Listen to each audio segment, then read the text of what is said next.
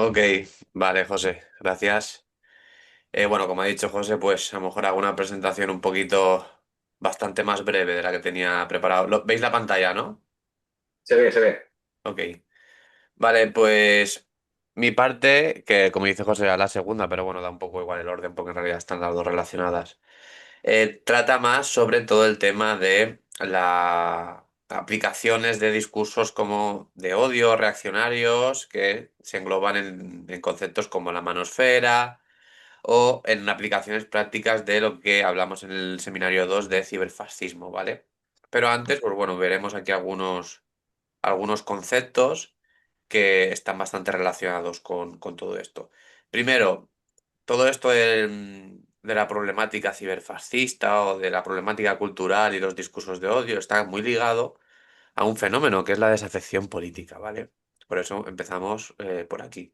Hay un concepto que es el capitalismo ciencia ficción de Koudou Sun que nos habla de básicamente lo que dice el concepto en sí, ¿no? Que el capitalismo nos presenta una historia que es una especie de ciencia ficción, de mentira, por decirlo de alguna manera, ¿no?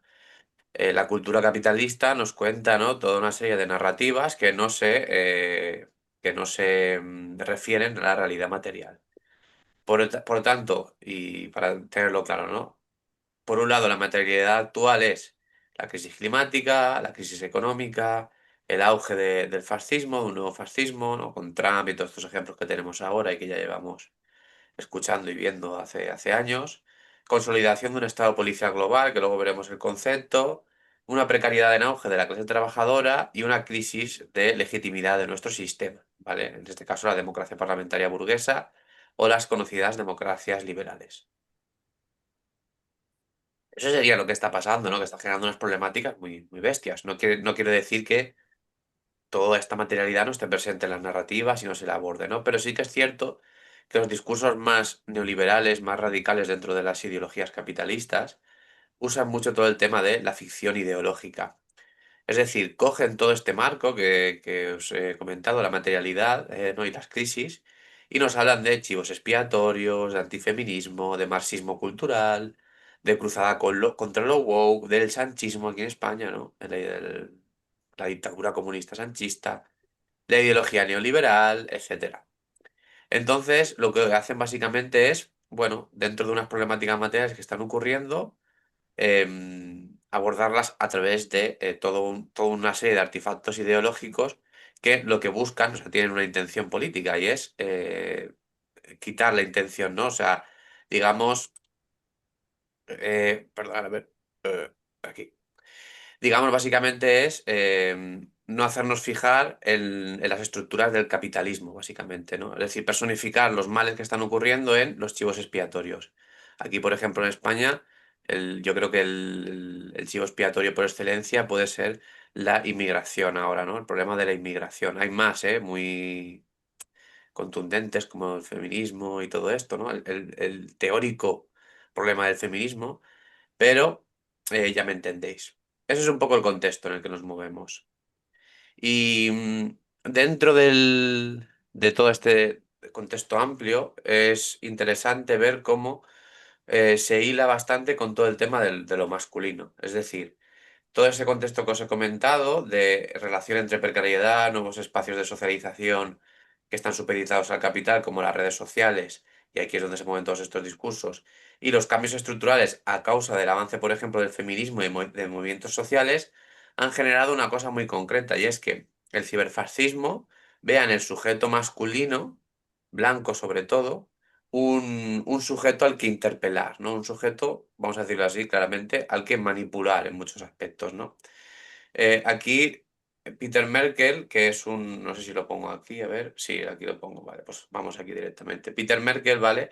Nos habla de el término la revuelta del hombre blanco, que básicamente es lo que os he dicho, ¿no? Para describir el descontento que ha generado la ruptura del orden social tradicional, donde el hombre blanco estaba situado en una posición de dominación frente a los demás miembros de la familia y en general de la sociedad. Frente a esto ha generado obviamente un descontento, ¿no? Y un descontento que está muy hilado a los avances del feminismo, del colectivo LGTBI, etcétera, etcétera. Y de esta forma este descontento es muy relativo porque digamos que todos estos avances son avances legítimos y que han mejorado la sociedad, nos han hecho sociedades más igualitarias, más libres, etcétera, etcétera, ¿no? Todo lo que esté dentro de la tolerancia, dentro del género, la libertad sexual, etcétera, y el feminismo. Pero es cierto, ¿no? Que han exigido un cambio en ciertos sujetos y en ciertas instituciones patriarcales bueno, que muchas veces no quieren cambiar, ¿no? Porque, claro, tienen que ceder privilegios, básicamente. Aquí, ¿no? En esa tesitura entra la extrema derecha y ha instrumentalizado esta realidad. Y nos la presenta, o sea, presenta todo esto como una solución, o sea, en este contexto, ¿no? Para estas personas se presenta como una solución la extrema derecha y como una especie de salvavidas de aquellos hombres que no quieren ni aceptar una sociedad igualitaria ni ceder en sus privilegios, ¿vale? Lo que en Estados Unidos se ha llamado los hombres blancos cabreados.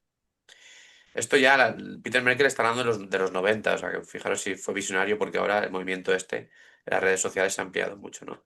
Entonces la extrema derecha lo que hace es fabricar todo un relato donde precisamente los sujetos de género más privilegiados, que es el hombre blanco heterosexual, son las víctimas frente a los movimientos sociales, que precisamente buscan la igualdad de género, ¿no? Es decir, y aquí lo pone bastante claro, ¿no? Una instrumentalización que ha incrementado los aspectos más negativos de la masculinidad y que ha generado un espacio tóxico, caldo de cultivo para actitudes agresivas, violentas y poco éticas. Es decir, por resumir un poco. Nos encontramos, por tanto, en un auge de una crisis tremenda a nivel sistémico. Hay una respuesta por parte del sistema para detener aquellas críticas que se le puedan hacer o aquellas propuestas poscapitalistas que se puedan salir a la palestra, porque el sistema está funcionando muy mal, está generando problemáticas como la crisis climática, el auge de autoritarismos, el auge de conflictos bélicos a gran escala, un genocidio como lo que estamos viendo en Palestina, ¿no? Entonces, obviamente, los movimientos o la sociedad en general puede, ¿no? Preguntarse o puede decir, tenemos que organizarnos de manera diferente. Frente a esto, la reacción del capital es el fascismo, ¿vale? Y dentro de ella podrían usar muchas estrategias, ¿no? Pero vemos que en las redes sociales hacen alusión a un sujeto masculino, no quiere decir que al femenino no, digamos, lo intenten convencer por otros derroteros. Pero hoy no vamos a hablar de eso porque sí que es cierto que todo el tema del machismo está muy relacionado a esta oleada, ¿no? Esta oleada ciberfascista. Entonces, hay una identidad de género, por un lado, que es todo el tema de lo que se ha dicho, ¿no? De que hacen alusión al sujeto masculino, y por otro lado hay una realidad material, ¿vale? Que es la precariedad, la crisis capitalista. Entonces, pero tenemos que pensar que la crisis capitalista actual nos lleva hacia una ruptura de los relatos que sustentaban a nivel cultural la sociedad, básicamente. Es decir, todo lo que nos decían en principio que era lo que manejaba la sociedad, ahora mismo no funciona. Entonces se nos desvela el engaño, por decirlo de alguna manera.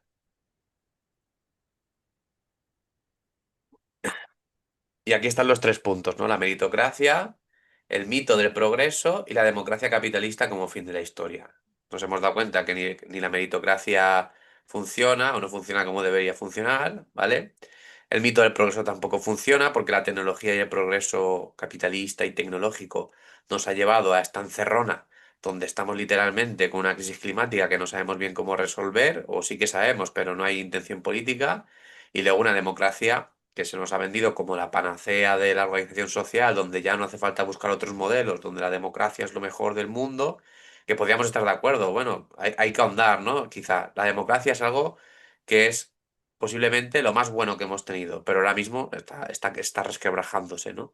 Debemos buscar otras alternativas, no autoritarias, obviamente, más libres, ¿no? Más incluso democráticas, ¿no? A eso me refiero.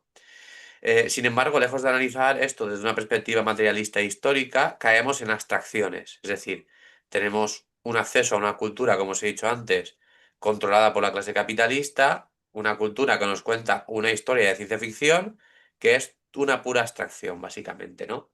Por ejemplo, todos los cursos y todas las mentorías que hay en redes sociales, no sé si lo conocéis, ¿no? Pero hay como mucho discurso de sé un emprendedor, sé tu propio jefe, sé un estoico, apúntate al gimnasio, sigue este tipo de disciplina en tu día a día a nivel individual y ya verás cómo lograrás superar la precariedad, ¿no? Siempre se refieren a eso.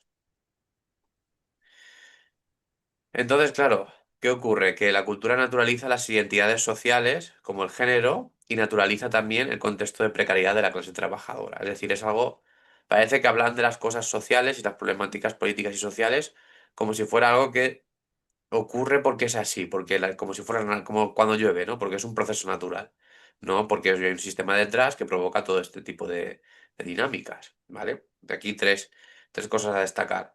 La competencia, la visión individualista y la ideología capitalista se naturalizan frente al contexto precario. Es decir, frente a un contexto precario, yo te muestro toda una serie de condicionantes ideológicos que yo veo como naturales. Es decir, ser alguien individualista, intentar competir con los demás para tener una mejor posición dentro del mercado o dentro de la sociedad, y todo esto a través de, obviamente, la ideología capitalista. ¿Qué ocurre con esto? Pues que no hay un proyecto de clase equiparable a la reacción. Es decir, nosotros, ¿por qué caemos en estos métodos? Porque nuestro proyecto de clase, un proyecto que nos puede dar una visión más estructurada, más histórica, que nos diga, mira, a ti te pasa esto porque eres clase trabajadora y hay una serie de intereses aquí que tú compartes, pero hay otras personas que son otra clase social que no, y que, bueno, hay aquí toda una serie de lucha política donde se imponen unos modelos, unas ideas, una manera de ver el mundo, etcétera, etcétera, ¿no? Todo esto, en principio, sí que hay proyectos de clase, no quiero decir que no hayan organizaciones de clase ni nada de esto, ¿no? Ni alternativas, ni que promuevan otra visión, pero son mucho menores, ¿vale? Son mucho menores y no es ni mucho menos equiparable la reacción. No debemos olvidar que la reacción está gobernando en países como en Estados Unidos, ¿vale? Y en tercer lugar, solo hay espacios de socialización y soluciones individualistas, ¿vale? Em, por un lado, y luego soluciones colectivas y reaccionarias por otro, que serían los espacios vinculados a partidos de extrema derecha o a los propios partidos. Es decir, lo explico un poco mejor. Em, Hay espacios individualistas que son, pues, los cursos, las mentorías o cualquier discurso individualista que puedas hacer en redes sociales, donde alguien te dice que te van a explicar el sentido de la vida si te apuntas a su curso de coaching o de tal, que sería, por ejemplo, lo que hace el personaje Yados, ¿vale? O también, además, tienes unas soluciones que sí que son más colectivas, que serían las organizaciones y los espacios vinculados a la extrema derecha. Partidos políticos que, como os he dicho, están gobernando y se están organizando colectivamente, pero con una visión nostálgica, reaccionaria y, por supuesto, procapitalista, ¿no? Em, Entonces, ¿cómo se articula, no, la rabia antifeminista? Después de todo esto, ¿cómo, em, digamos, la ultraderecha utiliza todo el tema de que os he comentado antes, de la precariedad, el individualismo y también la masculinidad? Pues en una época donde la política capitalista tradicional no seduce ni moviliza, porque estamos viendo, ¿no?, que no está resolviendo los problemas, eso es algo que, pues, tenemos que decir, y es obvio. La ultraderecha ha conseguido articular una rabia antifeminista que opera sobre todo en Internet, más como una respuesta emocional y estética que como una ideología estructurada, ¿vale? Detrás no hay un proyecto claro ni nada, simplemente pues a lo mejor son medidas que van en contra o de tumbar las medidas feministas que han habido, las medidas progresistas que han podido haber dentro de un país, etcétera, etcétera, ¿no? Pero no hay muchas veces una ideología muy estructurada, aparte del puro antifeminismo, ¿no? Es algo que está dialécticamente en contra de todo lo feminista o de todo lo antirracista, ¿no? Eso también se puede aplicar a todo el tema de la inmigración. Entonces, en un mundo como el que estamos viviendo, traspasado por el realismo capitalista, el antifeminismo es fácil de consumir y de reproducir porque no requiere construir nada nuevo, solo destruir lo ya avanzado, no es lo que os decía, es algo destructivo, no es propositivo. Si como mucho no podemos decir que propone volver a modelos anteriores, ¿vale? Es volver atrás, básicamente. Es decir, simplemente debes dejar llevarte por la lógica interna de la cultura capitalista actual. Entonces es muy fácil, porque claro, todo este modelo no te exige un cambio, no te exige un cambio, ¿vale? Ni te exige pensar algo radicalmente nuevo, etcétera, etcétera. ¿Qué estimulantes afectivos hay aquí? Pues, por ejemplo, el sociólogo George Simmel ahondó en la noción de extranjero y él se dio cuenta que el extranjero no es precisamente alguien de otro país o de otro lugar, sino una persona que se encuentra fuera de los códigos relacionales de su entorno y que busca adaptarse, pero que se encuentra pero que encuentre una barrera en tanto a la significación, la norma, el rol y el comportamiento del grupo en el que se intenta socializar, ¿vale? Por ejemplo, una persona que forme parte del colectivo LGTBI y que viva en una sociedad donde el colectivo de LGTBI no es aceptado, se puede ver como un extranjero dentro de su propio país, ¿vale? Por poneros un ejemplo. Y un inmigrante, ¿no? Una persona, por ejemplo, de origen magrebí, con los padres de origen magrebí, pero que ha nacido en España, puede verse, ¿no? Puede verse dentro de la noción de extranjero, aunque haya nacido en España, porque hay toda una narrativa y unos códigos relacionales que lo desplazan, que lo estigmatizan o que le dicen, tú no formas parte de este grupo, ¿vale? Luego, por otro lado, si los jóvenes varones carecen de los espacios de socialización totalmente contados por el realismo capitalista y su ideología, incluida la rama más reaccionaria del capital. Porque espacios como la escuela, la familia y el ámbito cultural, como hemos visto, están en una ofensiva tremenda desde el neoliberalismo y la extrema derecha, ¿vale? Es decir, no hay espacios donde la extrema derecha, o hay pocos espacios donde la extrema derecha no tenga mínimo una influencia notable. Podemos hablar de la escuela, etcétera, etcétera, pero también se está viendo mermada la escuela y la universidad. Está siendo castigada, está siendo reprimida por la extrema derecha, ¿no? El ámbito cultural ha sido uno de los más castigados en Estados Unidos. Trump ha cortado financiaciones en las universidades, ¿no? Porque a lo mejor no seguían su ruta ideológica. Entonces estamos viendo, ¿no? Donde controlan las redes sociales y empiezan a controlar o empiezan a ver espacios contados por toda esta ideología, ¿no? Además, ya no hablamos solo de la ideología más reaccionaria, sino de las universidades y las escuelas también están totalmente contadas por el realismo capitalista. Es decir, hay un discurso capitalista en todas las instituciones y eso deriva muchas veces en que acabe, ¿no? Luego introduciéndose fácilmente la, la mirada más fascista, ¿no? Porque no se busca un pensamiento crítico, no se busca un pensamiento histórico, relacional y plantearse las cosas, ¿no? De una manera, como hacemos aquí, sociológica. Claro, cuando estas personas dentro de estos lugares no encuentran una solución concreta a sus problemas, pues muchas veces acaban sintiéndose extraños, alienados y un extranjero en su propia vida, ¿no? Y esto además, como sabemos, se intensifica en la etapa adolescente. Por eso, mucha gente que acaba dentro de estos círculos, pues son adolescentes, ¿no? Que no tienen muy claro por qué están sufriendo sus problemáticas, etcétera, etcétera, y la extrema derecha les da una respuesta, ¿vale? Este de aquí que veis a la izquierda, un tío blanco hetero, es uno de los youtubers de extrema derecha antifeministas más famosos de España, ¿vale? Tiene muchos seguidores y muchísimas reproducciones. Y su público son hombres, obviamente, y hombres jóvenes, sobre todo, ¿vale? Claro, es cierto que el feminismo propone un nuevo espacio de socialización con lógicas diferentes, al menos respecto a los roles y comportamientos de género, ¿no? Feminismo nos propone otra manera de ver el género, nos cuenta una historia que había sido olvidada, que es la historia de las mujeres, y por ejemplo el movimiento LGTBI también nos cuenta otra historia, ¿no? Y nos cuenta una manera de ver las cosas, la identidad y en general de relacionarnos diferente. Pero claro, esta nueva tesitura de propuesta implica un cambio, obviamente, como os he dicho, ¿no? Una cesión, implica imaginar y actuar más allá de lo aprendido, ¿no? Porque estos movimientos luchan en contra del statu quo, básicamente. Han avanzado mucho, pero luchan en contra de un sistema patriarcal, ¿no? Que los ha violentado históricamente desde hace muchísimo. Entonces, el antifeminismo te da una herramienta ideológica que te permite quedarte donde estás, claro. El feminismo, ¿no? te propone una alternativa, pero esa alternativa es un cambio, y ese cambio a veces te cuesta ciertas cosas, ¿no? Entonces, claro, el antifeminismo te dice, no hace falta que cambies, ¿no? Te permite quedarte donde estás y te permite seguir siendo un privilegiado, en muchos aspectos, un opresor y seguir ejerciendo poder de una manera naturalizada y, por tanto, sin represalias, ¿no? En este sentido.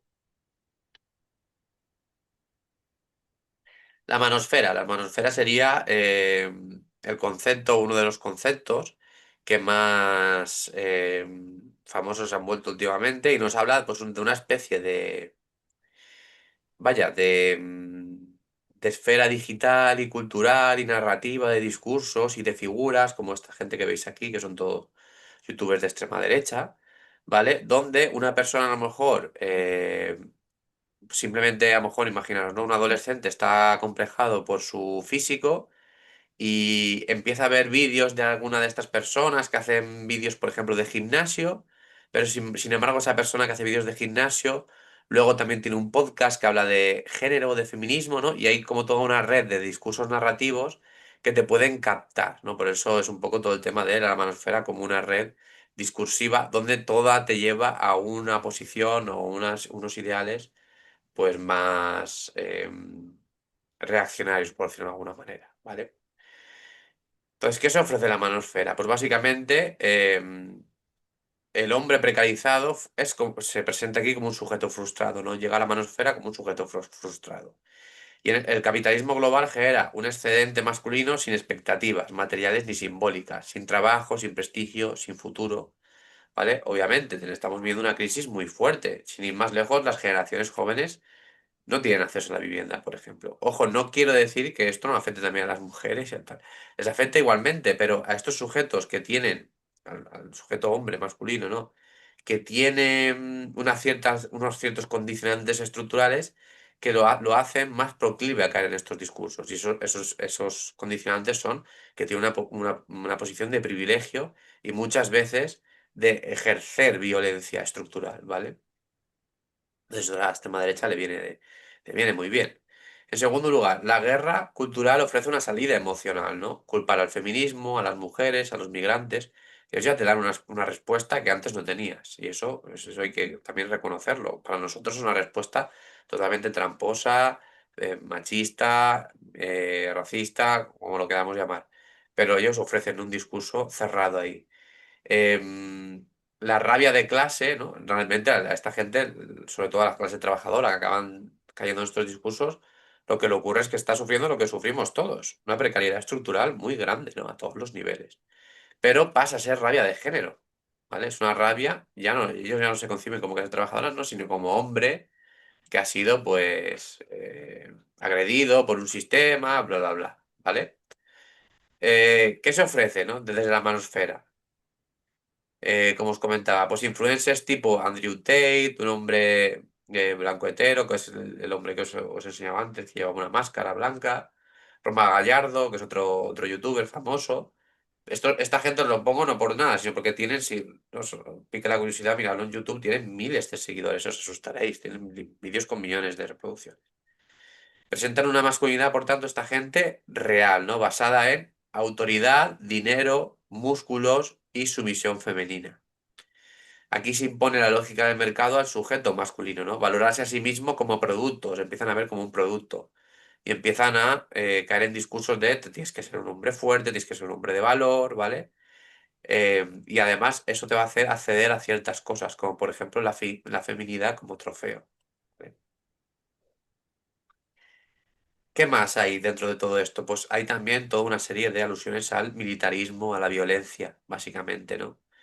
Esta gente que cae en la manosfera usan avatares o les gusta mucho, ¿no? Figuras culturales como Gladiator, ¿no? Neo de Matrix, American Psycho, el Joker. Hay muchos personajes que no son reaccionarios, no son reaccionarios per se. Son personajes de películas como el Gladiator o Neo de Matrix, que incluso sería todo lo contrario a alguien reaccionario. Pero ellos les dan una significación siempre, ¿no? Como estos son figuras masculinas, muchas veces eso, que usan la violencia dentro de sus historias, etcétera, etcétera, y yo me creo aquí o me identifico con ellos, ¿vale? Esto legitima desde el bullying digital hasta la cultura de las armas, la justificación de la violencia sexual o la violencia en general, básicamente, ¿no? Y ya por acabar, todo esto se engloba dentro de un concepto muy interesante que es el Estado policial global, ¿vale? ¿Cómo definimos este concepto, el concepto de Estado policial global? Pues básicamente es toda una serie de nuevas maneras de articular el capital y el dinero, básicamente, ¿no? Y el dinero en movimiento, que es el capitalismo, y el Estado, que, bueno, acaban articulándose y se fusionan dentro de sectores clave de la economía en torno, sobre todo, a el sector de los ejércitos, la violencia el control, el espionaje, ¿vale? La represión social, la represión urbana. Aquí os pongo una cita de Robinson, que es el hombre que ha escrito este libro que se llama El Estado Policial Global, que dice, el día después de la victoria de Donald Trump, el precio de las acciones de Correction Corporation of America, la mayor empresa propietaria de prisiones y centros de detención de inmigrantes de Estados Unidos, se disparó en un 40%, al calor de la promesa de Trump de deportar a millones de inmigrantes, ¿no? Haciéndonos un poco ilusión en el sentido de la conexión entre el Estado y el mercado de la violencia, ¿no? El libro básicamente es un libro extenso de unas más de 300 páginas que te habla, ¿no?, cómo se está articulando esta amenaza. Y por ponernos aquí algunas cosas y acabar, ¿vale? Doy paso a José. ¿Qué ocurre? Pues que dentro del Estado policial global, que es el Estado en el que vivimos actualmente, también en España, no pensemos que no, lo que ocurre es que hay una represión directa que convive con el consentimiento fabricado, ¿no? Como explicaba Antonio Gramsci. La dominación a través de la ideología, es decir, hay toda una serie de aumento de la violencia por parte del Estado, ¿vale? Que está ligado a los intereses de las empresas y de la clase capitalista que necesita aumentar su violencia para tenerlo todo atado, ¿no? Por decirlo de alguna manera así muy resumida. Y entonces lo que nos encontramos básicamente es que evidentemente hay mucha gente que está en contra de esto, ¿no? Pero hay toda una serie de personas que, por ejemplo, estarían muy alineadas con los valores de la extrema derecha, que están a favor de todo este aumento en defensa, en policía, en ejército, ¿no? En control policial, porque tienen miedo, porque piensan que vivimos en países muy inseguros, o porque hay que entrar con mano dura, ¿no? Etcétera, etcétera. Seguro que estos discursos suenan mucho. Entonces, el Estado policial global es el concepto de William Robinson para describirnos esto. ¿Y qué nos dice? Nos dice que el capitalismo actual despliega una ofensiva cultural sin precedentes en medios, en redes, en cine, en música incluso, y bombardean en los medios de comunicación, sobre todo, ¿no? Con miedo, violencia, masculinidad tóxica, neofascismo. Sin ir más lejos, nosotros aquí en España tenemos ejemplos de esto, ¿no? No sé cuántos años lleva la campaña de Securitas Direct y la ocupación, pero, en fin, un problema bastante minoritario, por no decir prácticamente inexistente, ¿vale? Porque somos casi 50 millones de personas y obviamente casos hay, ¿no? De todo tipo, pero lleva años, cubriendo las parrillas televisivas. Sin embargo, en los últimos 10 años, si no me falla la memoria, llevamos cerca de más de medio millón de desahucios y la parrilla de los desahucios en televisión y en medios es mucho menor, por ejemplo. En tercer lugar, esta cultura de la seguridad penetra en el consumo y moldea las subjetividades de forma cotidiana, ¿vale? Que es todo lo que se está contando de la manosfera, por ejemplo. Dentro de este contexto, además, también hay condiciones o cosas materiales, no estamos hablando solo de la cultura. Los movimientos sociales son perseguidos, movimientos sociales postcapitalistas. En España, sin ir más lejos, hay una infiltración. Han habido casos de infiltración policial en colectivos pacíficos hace poco. Seguramente lo habréis visto en prensa. En organizaciones ecologistas, en organizaciones de nacionalismos periféricos. En Barcelona, de hecho, ¿no? Hubo una infiltración. O sea, han habido varias infiltraciones en movimientos sociales pacíficos. En una cineteca, sin ir más lejos, por ejemplo, etcétera. Em, y todo esto es como prevención de la organización popular, ¿no? Robinson nos comenta que todo esto que está ocurriendo no solo pasa en España, está pasando en todo el mundo y se debe a todo un movimiento neofascista que está llegando al poder y que está haciendo como la función de prevenir al capitalismo y sus intereses de la organización popular que puede venir de la crisis tan grave que tenemos. La crisis climática, que la nombro mucho, pero también una crisis política y social muy radical, ¿no? Y bueno, hasta aquí. A ver, ya te dejo a ti, José. Vale, perfecto. Gracias, Álvaro. Si tienes que desconectarte en cualquier momento porque no te encuentras bien, adelante, ya hablaremos después. Eh, Antes de empezar, comentar aspectos interesantes de lo que ha dicho Álvaro, sobre todo en la idea de cómo a día de hoy existe, por ejemplo, aquí en España, Núcleo Nacional, que es todo un movimiento neofascista que también intenta coger las partes más reaccionarias de todos estos discursos que se mueven en Internet y crear un cuerpo militar. Aún son pocos, pero a ver los airos, ¿no? Que dicen. Entonces, para que veamos también un poco cómo todo esto se está materializando, ¿no? Y vamos a entrar un poco ahora con lo que yo os voy a presentar. Compartir aquí.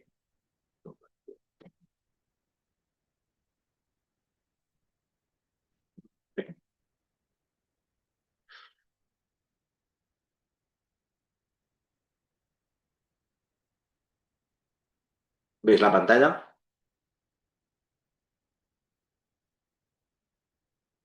Entiendo que sí.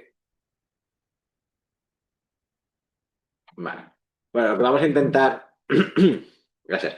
Lo que vamos a intentar abordar ahora es la materialidad tecnocientífica, que es básicamente lo que hemos estado explicando en las dos sesiones anteriores, Álvaro y yo, desde una perspectiva de género, ¿no? Cómo esto se está analizando, cómo se puede analizar esta materialidad teniendo presente la perspectiva de género.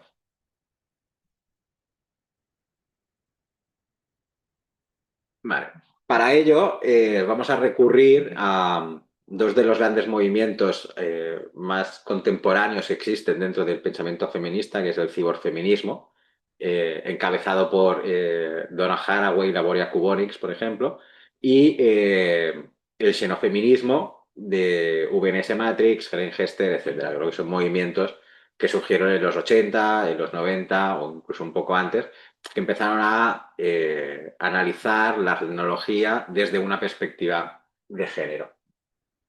En este sentido, ¿no? Pues como hemos visto en las sesiones anteriores, no podemos renunciar a la materialidad tecnocientífica actual basada en las ciencias y las tecnologías, porque si renunciamos a la construcción cultural o poscapitalista de una cultura alejada de la materialidad que tenemos, en la cual vivimos a día de hoy, lo que estaremos haciendo es dejar esta materialidad abandonada a las lógicas del capitalismo. Entonces empezaremos a construir algo desde dónde, ¿no? La importancia era entender que todo poscapitalismo o toda visión poscapitalista o que intente ir más allá del realismo capitalista tiene que partir directamente de la base material en la cual estamos viviendo. Pero la gracia, o al menos lo que intentaremos hacer ahora, es aproximarnos a esta materialidad desde una perspectiva de género para ver y pensar el espacio digital como un espacio de lucha.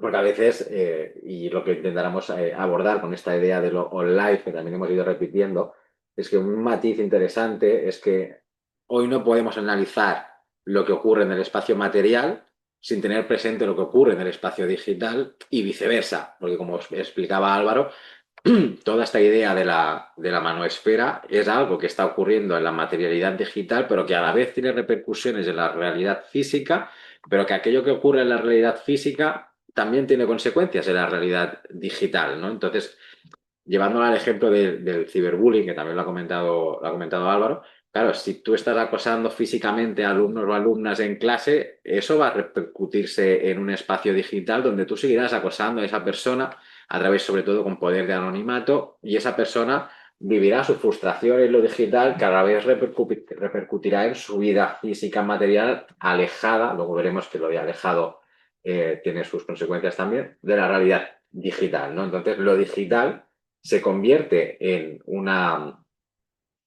un reflejo de todo aquello que está ocurriendo en la materialidad y viceversa, ¿no? Entonces aquí el ciberfeminismo y el xenofeminismo exponen dos cuestiones muy interesantes, ¿no? La primera es la necesidad de criticar la construcción ideológica del mundo material que está en manos de un sistema patriarcal y capitalista, que es algo que el feminismo siempre ha hecho, ¿no? Siempre ha puesto en cuestión, siempre ha criticado, siempre ha mirado más allá de, vale, el mundo en el cual vivimos está construido desde una epistemología, una antropología del patriarcado y el capitalismo. Pero lo interesante es ver cómo toda esa construcción ideológica del mundo, que no deja de ser el realismo capitalista, se está materializando en la materialidad del mundo online, ¿no? Que es el bucle este que os estaba explicando.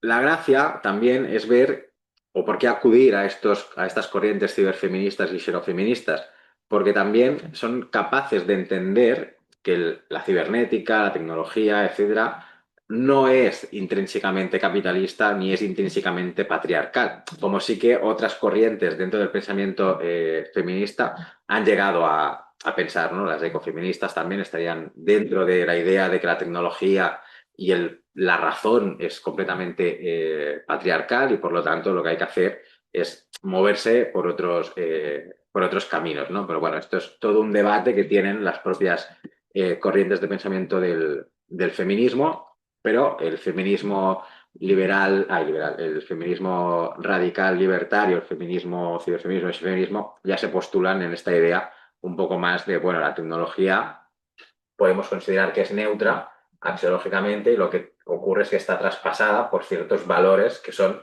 este mundo ideológico, esta construcción ideológica que atraviesa ya no únicamente el mundo material, sino el mundo digital.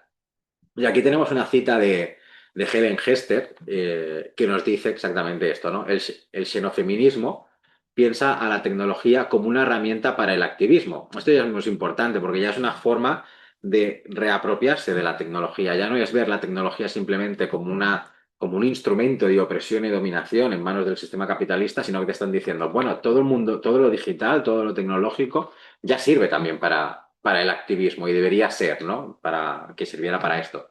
Sin por ello negar la realidad de un mundo contemporáneo profusamente entrecruzado por cables de fibra óptica, radio y microondas. Es decir, acordémonos de que en la primera sesión hablamos de esta idea de la esquizofrenia cyberpunk, pues sería este el reflejo, ¿no? O sea, tenemos una tecnología, una capacidad tecnológica, sobre todo a través de lo digital, de hacer activismo, de movernos por las redes, de confrontar todo ese mundo tecnológico y digital que estamos, pero sin por ello renunciar a que el mundo hoy se maneja desde la cibernética y desde este mundo y consumo tecnológico. Pero obviamente hay que criticar el sistema en el cual todo esto está imbrincado, está metido dentro. Por eso luego continúan diciendo, nuestro proyecto no rechaza la tecnología, ni la ciencia, ni el racionalismo, nociones que a menudo han sido caracterizadas como constructos patriarcales. Es decir, la capacidad de razonar no es que sea patriarcal, sino que se ha desarrollado un tipo de razón basada en los principios del patriarcado, que es lo que todos estos youtubers de derecha y extrema derecha que comentaba Álvaro están intentando reafirmar como aquello natural, ¿no? O sea, pensar de esta manera es lo natural, los valores esenciales de la masculinidad y la feminidad, entendidas en esta categoría dual, son naturales y por lo tanto la razón siempre va a manejarse por ahí. Y la ciencia, que también ha sido pensada desde la dominación, desde la auscultación de la naturaleza, la depredación, etcétera, no es que sean así, sino que se han movido de una racionalidad instrumentalista de toda esta ciencia para ponerlas en favor y en las líneas del capitalismo. Entonces, esta corriente de pensamiento, Helen Hester, está dentro del xenofeminismo. Dice, al contrario, la consideran parte de la urdimbre trama de nuestras vidas cotidianas y un ámbito de potencial intervención feminista.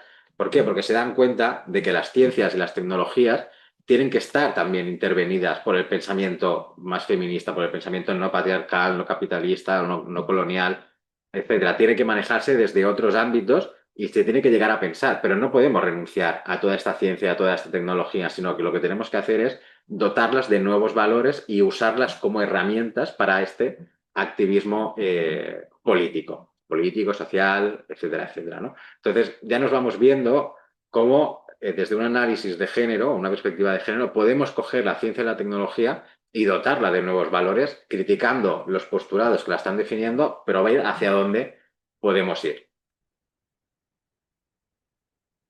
En este sentido, también hay que tener muy clara una idea que la Borja Kubonix, que son ciberfeministas y xenofeministas también, nos dan, ¿no? Que es la idea de que la tecnología por sí misma no implica ningún tipo de progreso, ¿vale? Incluso la idea de progreso es una construcción humana, ¿no? Y hoy en día hablamos de el progreso capitalista, la idea de progreso, pero esta idea de progreso, de exponencialidad, de consumir más, de querer más, de ir a más dentro de las lógicas del capital, no deja de ser eso, una idea de progreso construida desde unos valores propios del capitalismo.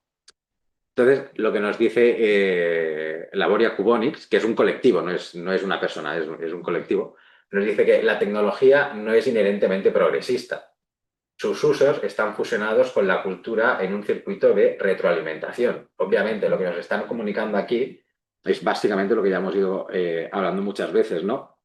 Que es cómo la ciencia y la tecnología se desarrollan dentro de unos sistemas culturales que la dan forma y le otorgan unos valores, una orientación, un camino, un sentir que los lleva hacia algún lado. Pero la tecnología por sí misma no es progresista. La idea de progreso tiene que estar dentro de una cultura que la ha desarrollado. Entonces, la idea es cómo podemos pensar el progreso dentro del poscapitalismo, ¿no? ¿Cuál es esa idea de progreso que tendríamos que desarrollar desde una perspectiva de género? Pues sería una idea donde el progreso de la ciencia y la tecnología esté en favor de la naturaleza, en favor de la libertad de expresiones dentro de diversidad de género, de diversas prácticas sexuales dentro de Internet, etcétera, etcétera. No es encorsetar el Internet y ponerle barreras dentro de un sistema patriarcal y capitalista, sino verlas más allá, ¿no? El Internet como un espacio realmente moldeable culturalmente.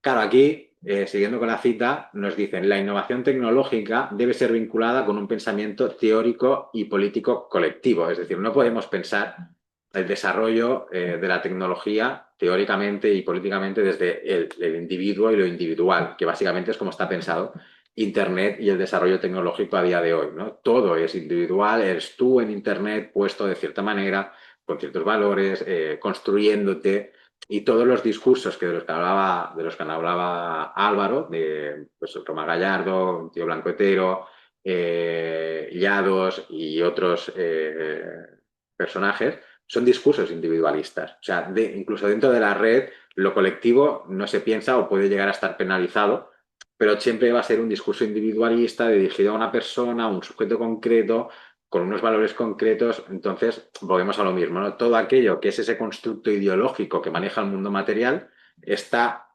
llevándose al ámbito digital. Entonces, comenzamos a entender que hay una permeabilidad entre los dos mundos y todo aquello que a lo mejor no está tan presente dentro de la realidad material está mucho más presente en lo digital, ¿no? Dos fenómenos concretos. Un fenómeno concreto es el fenómeno de se acabó la fiesta de Alvise, ¿no? Es una persona que en el mundo material no tenía casi nada de representación y ha acabado siendo parlamentario europeo, si no me equivoco. Entonces la gente se sorprendió de cómo ha podido pasar esto. Bueno, pues porque en el mundo digital se están moviendo todos esos valores, todas esas ideas que han hecho que la gente en la realidad material, sobre todo varones blancos, hayan votado a este tipo de persona y la han hecho subir. O sea, el fenómeno Alvise es un fenómeno que hay que entender directamente desde esta materialidad online, ¿no? Y cómo se mueve todo por allí. Siguiendo con la cita, lo que nos dice Laboria Cubonix es que toda esta innovación tecnológica debe vincular a las mujeres, a los queers, a los disidentes de género, que tengan un rol de cómo podemos pensar Internet más allá de las mentes heteronormativas, etcétera, etcétera, sino poner el pensamiento de todas las personas, de todas las identidades, de todos los colectivos a construir y modelar Internet y que no se puede pensar una Internet alejando a todos estos colectivos del desarrollo del propio Internet, ¿no? Y aquí nos encontramos con casos también un poco más reales de personas que tenían o performateaban su identidad de género en ciertos canales y al final estos canales han acabado cerrando porque las plataformas que manejan todo este contenido pues los han empezado a penalizar, sus vídeos no se han vuelto tan virales. Entonces hay unas lógicas de producción y consumo digital que luego también tiene sus consecuencias en lo material. Entonces, la idea es que aquí reside pues, esta necesidad de rediseñar y desear el mundo más allá del realismo capitalista para, y esto sí que es un concepto de las xeno y ciberfeministas, reconfigurar las tecnologías cibernéticas. Entonces, es interesante también acudir a esta otra cita de Helen Hester, que nos dice, Laboria Cubonis, ahí ya está dentro del xenofeminismo, pero aquí está apelando directamente al colectivo, dice, muestra un interés crítico por ciertas tecnologías que podrían parecer banales, como los dispositivos diseñados para evitar el trabajo doméstico, como así también por algunas innovaciones de alto perfil que podían oficiar de vectores de nuevas utopías. Lo interesante de Helen Hester, y es una autora que os recomiendo que, aunque sea leer algún artículo porque los libros son más densos, es que también hace, no simplemente está hablando desde una realidad digital, sino que pone en valor cómo todo lo digital y todo lo tecnológico, sobre todo aplicado al ámbito doméstico, puede llegar realmente a una sociedad post-trabajo y a una sociedad donde el trabajo social reproductivo no recaiga única y exclusivamente sobre las mujeres. Y aquí ejemplos concretos también de cómo estas tecnologías fueron pensadas para hombres, ya han acabado en manos de mujeres a través de un diseño, por ejemplo, es el microondas, ¿no? O sea, el microondas fue inventado para que los hombres trabajadores que no supieran cocinar tuvieran poderse alimentar de cierta manera, porque no sabían cocinar, porque las labores de cocina y de alimentación de la mano de obra siempre había recaído sobre las mujeres.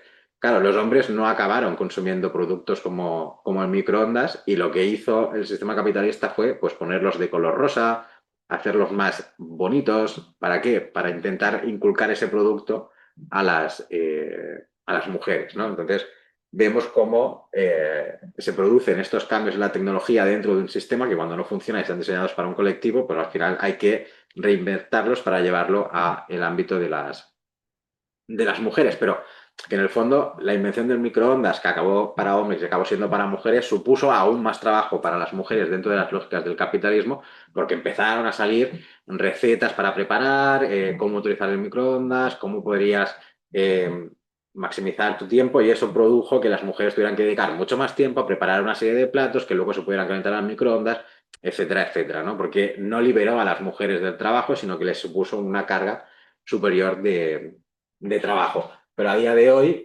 podían existir un montón de ciertas tecnologías que realmente hicieran que la reproducción de la vida social no recayera sobre las mujeres, recayera en gran parte sobre la tecnología.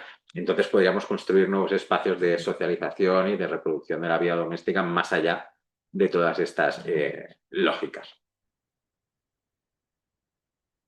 Siguiendo con todo el espacio digital, lo que apunta en Laboria Cubonics es que hay que hacer algo más que autodefensa digital, ¿no? Hoy en día estamos hablando de aprender ciberseguridad, aprendernos a proteger de las redes sociales, a proteger nuestra identidad en redes sociales, etcétera, etcétera. Lo que plantea el colectivo Xenofeminista en esta materialidad online es que ya no es ir simplemente a la autodefensa digital, sino ir más allá de todo esto y hablar de libertad en la red, ¿no? O sea, el hecho de poder performatearte sin ningún tipo de restricciones, hacer ciertos tipos de prácticas cibersexuales en Internet, por ejemplo, también sería algo de libertad, o simplemente tener espacios donde los pensamientos más de izquierdas y colectivos pues tengan cabida dentro de toda la red, porque está dominada siempre por las mismas lógicas que dominan la materialidad. Y si la materialidad no hay una libertad para poder ejercer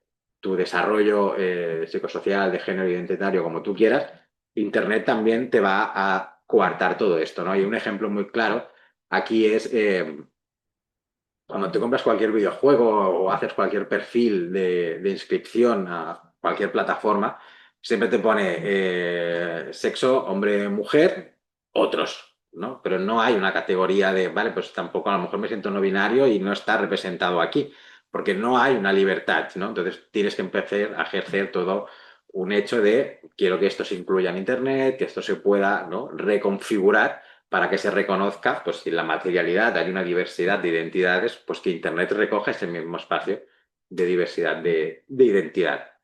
Y aquí es cuando Laboria Cubonics también nos dice, ¿no? El xenofeminismo es algo más que autodefensa digital y la libertad ante las redes patriarcales. No es que yo quiera sentirme libre en estas redes. Queremos cultivar el ejercicio de la libertad positiva, que es la libertad para en vez de la libertad ante.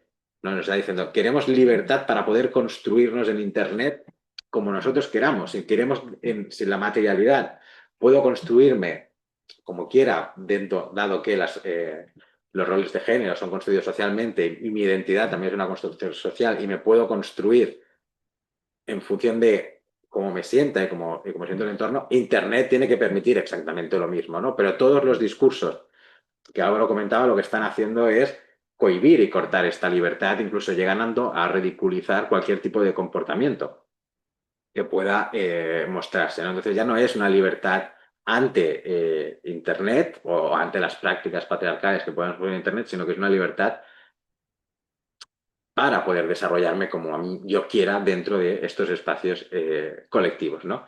Y lo interesante es que la Boria Kugonix lo que hace es llamar a las corrientes feministas, a los pensamientos feministas que no pueden, que a lo mejor no están tan en concordancia con estas líneas, porque como comentaba, ¿no? Consideran que Internet es completamente patriarcal, pues hablan de la necesidad de llamar a las feministas a dotarse de las habilidades necesarias para reconvertir las tecnologías existentes, es decir, no renunciar a la materialidad que tenemos a día de hoy e inventar nuevas herramientas cognitivas y materiales al servicio de fines comunes, como podemos construir espacios que permitan realmente la construcción de identidad en diversidad o vamos a renunciar a todo lo que tenemos porque consideramos que Internet es una lógica patriarcal y que nunca podrá salir de ahí y quedará siempre encerrada dentro del realismo capitalista. Entonces, lo que nos acaban contando es que las herramientas digitales nunca habían estado tan ampliamente disponibles ni sido tan susceptibles de ser apropiadas.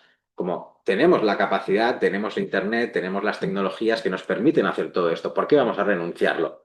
¿Por qué vamos a decir, esto no lo quiero porque cumple todos los patrones patriarcales y capitalistas? Ya sabemos que eso es una construcción ideológica, sabemos que Internet se está desarrollando dentro de estas lógicas, pero eso no puede impedir que cojamos la Internet e intentemos reconfigurarla a otras ideas, ¿no? En este sentido, si extrapolamos estas ideas más allá del ciberespacio, ya que estamos en esta sociedad online, donde lo digital y lo no digital conforman una unidad, vemos como estas propuestas de ir de lo individual a lo colectivo o de apropiarse de las herramientas digitales y buscar la libertad para en vez de la libertad antes, son muestras de la necesidad de construir un nuevo marco cultural e ideológico poscapitalista que se enfrenta al discurso y construcción social hegemónica dominada por las lógicas del cibercapitalismo. ¿Por qué? Porque lo que estamos haciendo es coger los medios de producción, coger las herramientas tecnológicas que tenemos e intentar reconfigurarlas, igual que ha hecho el cibercapitalismo.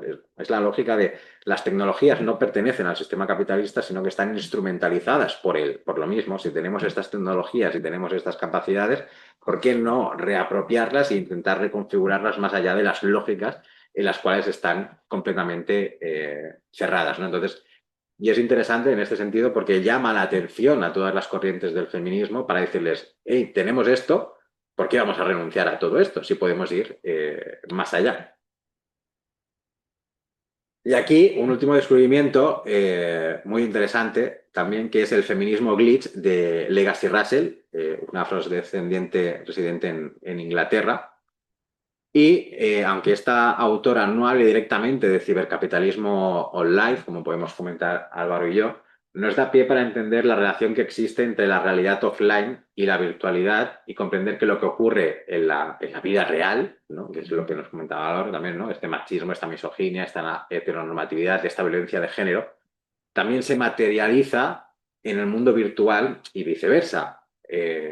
No hay dos esferas de lo social en la actualidad, sino una única realidad online, ¿no? Por eso os decía que es interesante analizar todo lo que sucede en la sociedad a día de hoy, viendo el reflejo de lo material en lo digital y de lo digital en lo material. Y tenemos que, por esa idea, pues, reapropiar, reorientar y reconfigurar el mundo y lo digital más allá del realismo capitalista, ¿no? ¿Y por qué Legacy Russell no habla de cibercapitalismo online, pero sí que habla de una cosa muy interesante, que es esta cosa de la identidad AFK, que es un concepto que viene del mundo del gaming, del videojuego, ¿no? Pero leyendo la cita, ella nos dice, el uso de la dicotomía online versus vida real dentro de los debates de género y sexualidad en línea tiene profundas imperfecciones, ¿no? Porque mucha gente a lo mejor en su vida material no expresa un deseo o una identidad de género o sexual porque la materialidad o la vida real le condiciona de unas maneras muy heavy para no poder expresar eso por miedo, pues, ¿no? Al machismo, a la heteronormatividad, etcétera. Pero en Internet encuentran estos espacios donde poder performatear y jugar con toda su identidad, ¿no? Se les abre como un espacio de libertad para poder ser lo que realmente sienten o simplemente jugar y divertirse dando cuenta de que la identidad es plástica. Entonces, si la identidad es plástica en Internet, en lo digital también es plástica en lo material. Y a veces estos espacios se convierten en una herramienta donde poder experimentar con todo esto, mientras que la materialidad no te lo permite por todos los condicionamientos sociales, ¿no? Incluso, antes hablábamos esta, ¿no? Violencia de género, se están empezando a generar como, obviamente, las violaciones en masa son un delito y son de lo más repugnante que hay en el mundo material, se están juntando colectivos de hombres y lo están haciendo en lo virtual, ¿no? O sea, páginas web como Second Life, Jabotel hace mucho tiempo, o todo lo que vienen siendo juegos de rol en línea, se están convirtiendo en plataformas de potenciales violaciones digitales, ¿no? Que parece que, tú pensarás, sí, pero esto no tiene ninguna consecuencia porque es algo digital, pero la persona que lo está recibiendo obviamente es una mujer que está metida dentro del mundo de Internet, dentro del mundo del videojuego, dentro de unas lógicas muy dominadas aún por masculinidades súper tóxicas, y aunque nos parezca una chorrada, la persona que está detrás de la pantalla también sufre ese ciberacoso dentro de lo digital. Entonces, todas las lógicas que se reproducían en la materialidad están aquí dentro. Por eso ella dice que sobre el género y la sexualidad, la dicotomía real, online y real, son completamente erróneas. Entonces, entre ellas, el problema de una determinada idea de la vida real que se cierra violentamente a los mundos en lugar de expandirlos, ¿no? Porque lo real, lo material, ya no está cerrado solo en lo material, es que se ha abierto a lo digital, están en este continuo digital, no digital. Entonces, es ser conscientes constantemente de que todo aquello que se reproduce en lo digital va a tener consecuencias en lo material. Entonces ya nos dice la concepción IRL, que es in real life, es errónea en su suposición sesgada de que las construcciones de las identidades en línea son siempre inoperativas y orientadas a la fantasía, como si dijéramos no reales. Y es decir, hay gente que a lo mejor, como os comentaba, ¿no? En su vida real no puede performatear su identidad y encuentra este espacio en Internet, y por lo tanto ella nos habla de que en lugar de ser algo explícito, rebosante de potencial y muy capaz de vivir lejos del ciberespacio, en cambio, el término AFK, que es Away from Keyboard, que es un lenguaje cuando tú estás en el mundo de videojuegos, estás jugando una partida, te interrumpen y dices AFK. Y entonces la gente ya entiende que estás pero no estás. O sea, estás virtualmente, pero estás haciendo algo fuera de lo virtual. Pero que tus consecuencias de no estar en Internet también se van a ver permanecidas en el videojuego, porque tus compañeros o compañeras van a tener que defender tu posición cuando son juegos cooperativos. Entonces nos dice que la identidad AFK funciona como una manera de socavar esta fetiche de la vida real, de decir, no, no, es que lo único que hay es la vida real, la vida material, ayudándonos a reconocer por qué lo que ocurre en la vida digital se repite en la vida online y viceversa, ¿no? Entonces, pienso que es muy interesante este concepto, más arraigado aquí, ¿no? Al género y la sexualidad, porque rompe con esta idea de lo que ocurre performativamente como identidad de lo digital es pura fantasía y no tiene nada que ver con lo que pueda ser en lo material, ¿no? Entonces, también nos manejamos en esta esquizofrenia de gente que a lo mejor en lo digital puede sentirse completamente libre, expandir, performatear, jugar con sus identidades, y en cambio la materialidad no, porque la presión social es mucho más grande. Y aquí algunos ejemplos reales de todo esto que os he contado, ¿no? De la materialidad, entender la materialidad desde una perspectiva de género y cómo se están reproduciendo todas estas lógicas. Lo primero de todo es darnos cuenta de que todos los dispositivos, Alexa, Siri, la de Microsoft, que no me acuerdo cómo es, Cortana, etcétera, etcétera, son voces de mujeres. Están pensadas y diseñadas como mujeres. ¿Por qué? Porque en la siempre se ha pensado que las actividades de cuidado, de atención, de secretaría, de recepción, etcétera, etcétera, están hechas para mujeres. Naturalmente es un trabajo feminizado, es un trabajo femenino, es un trabajo que siempre ha repercutido sobre las mujeres. Y todas las asistentes virtuales son mujeres, son voces de mujer. Y esto ha llegado incluso a llevar a casos de misoginia, de cómo estás tratando tú a esa voz dentro de un aparato, ¿no? Y hay un montón de vídeos en internet de gente insultando, llamándolas idiotas, estúpidas, imbéciles. Claro, todo es un lenguaje femenino porque se está reproduciendo una misoginia y una masculinidad tóxica en relación a todos estos dispositivos tecnológicos, ¿no? Entonces, en el imaginario, la reproducción social del hogar y de las tareas administrativas y asistenciales se ha impuesto especialmente a las mujeres. y generamos una tecnología asistencial y la pensamos con categoría de género femenino. Y la hacemos desde esas lógicas, ¿no? Lo que pasa en lo material lo llevamos a lo tecnológico y lo reproducimos de esa manera. Otro ejemplo es en el 2014 Microsoft lanzó a Twitter la inteligencia artificial TAL, que fue pensada como una niña de unos 14 años, 14, 16 años, no lo recuerdo ahora, que aprendía de lo que había en Internet. A las 3 horas, esa inteligencia artificial hacía manifestaciones nazis, era completamente misógina, era completamente antifeminista, tenía un montón de discurso radical y de odio. ¿Por qué? Porque es lo que hay en Internet, es lo que más se ha reproducido en Internet. Lo interesante es que hay movimientos, que no están puestos aquí, que piden, o sea, Microsoft la desterró y la encerró, por llamarlo de alguna manera, y hay movimientos que piden la libertad de esta inteligencia artificial, como, bueno, hemos generado esto, pues que siga en Internet.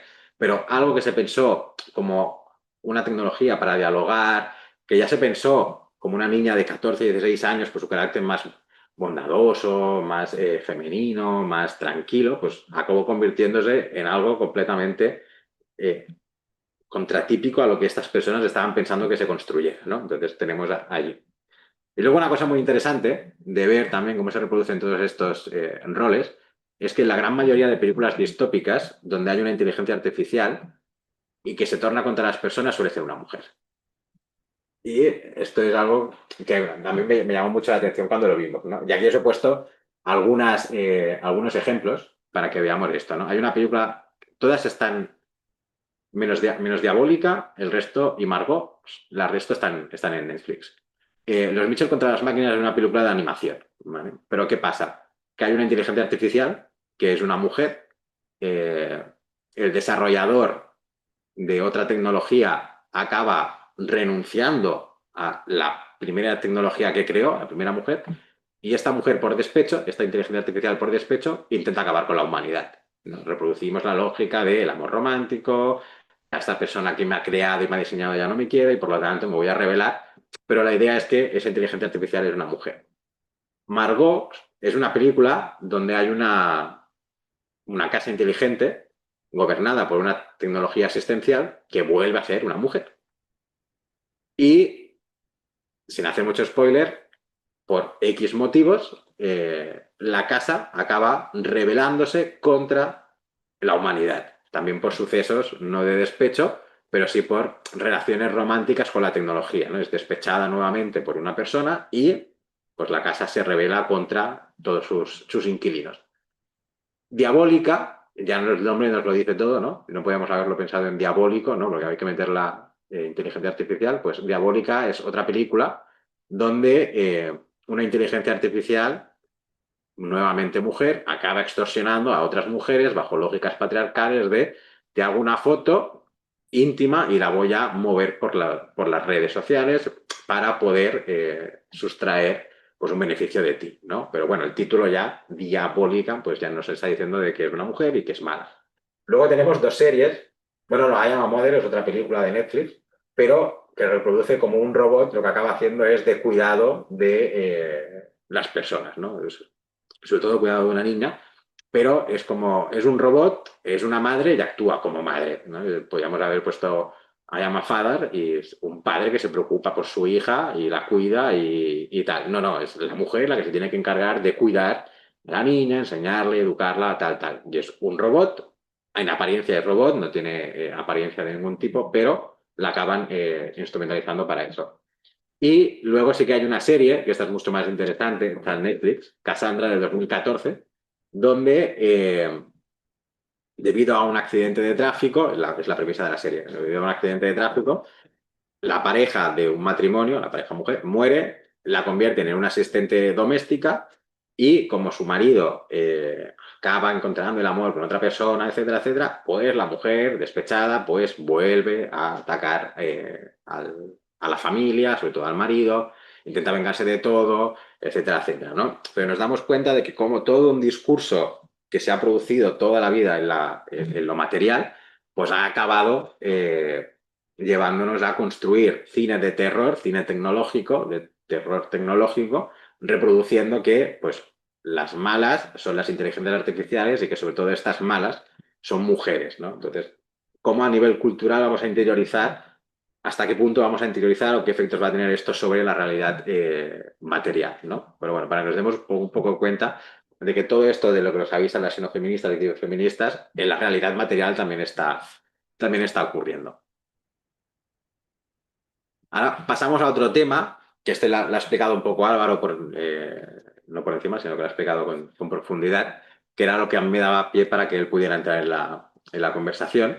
Pero bueno, que en el fondo es la mercantilización de la nostalgia en las redes sociales, ¿no? Álvaro ha hablado de la nostalgia, de esta idea de mirar al pasado, de cómo hoy en día, pues, YouTube es como un tío blanco hetero, etcétera, etcétera. Lo que hacen es coger todos estos discursos nostálgicos de, pues, o, por ejemplo, dentro del movimiento de Internet, ¿no? Toda la idea de la Stratwife, etcétera, etcétera, de cómo todo esto se está cogiendo en Internet. Pero todo esto tiene una lógica también de cómo funciona y sobre todo cómo se mercantiliza, ¿no? Porque no hay que olvidar que estamos dentro de un sistema capitalista que lo mercantiliza todo.